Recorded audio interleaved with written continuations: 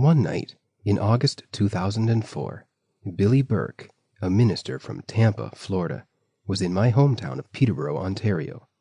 He had been coming up almost every month for a Friday night healing meeting, followed by a Saturday morning teaching seminar.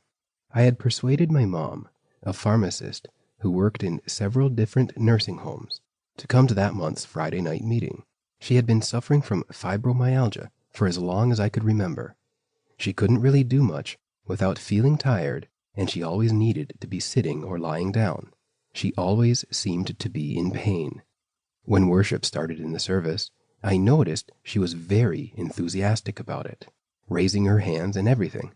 This was not only uncharacteristic of her, but we didn't do that kind of stuff at the church we came from. I knew something was up with her, as I had never seen her this way in church before. After Billy Burke preached and shared a lot of testimonies to boost everyone's faith, he started calling people out of the audience who needed healing. We watched a blind woman be led onto the stage, and he prayed for her until she told him how many fingers he was holding up. People were removing their hearing aids and plugging their other ear, repeating what he whispered to them. One woman unplugged her oxygen tank after receiving prayer, and I didn't see her plug it back in for the rest of the night. If memory serves me correctly, she also had a knee injury or something too. She proclaimed that she could breathe and walk. She was totally freed from a lung condition she had prior to attending the service. It was powerful and memorable. My mom turned to me after all of this and asked me if she could go up to the front and get prayer as well. I said, sure. I went with her, and at least 45 minutes went by while Burke prayed for people, and the church's ushers and catchers helped gently let people down to the floor as they fell under the power of God. We had to keep stepping aside in order to not trip on the people, while others ran around us to prove they really could walk again.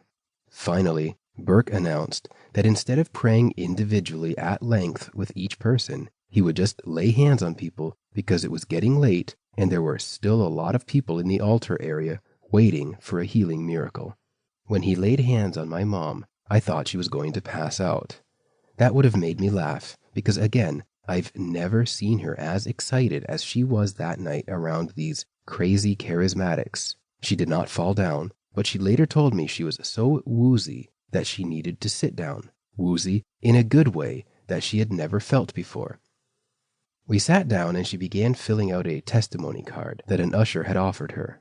She shared her doubts about filling it out with the usher, explaining to him that she knew she was healed the instant she walked into the building. She had previously been in so much pain that she couldn't lift her arms up. Remember I told you a moment ago that I knew something was up with her when she was worshiping so passionately during the praise time? That was why. We decided to go over to where my friend's parents were sitting to say hello, and specifically to tell them about my mom's healing. She told them something that she had neglected to tell me, that on that particular day her painkillers had run out, and she purposely didn't renew them because she knew God wanted to heal her and would do so that night. Up to that point, I did not know that particular detail. My mom had fibromyalgia for close to 15 years. Over the following weekend, I heard her tell other people a lie that she had believed for the majority of that period.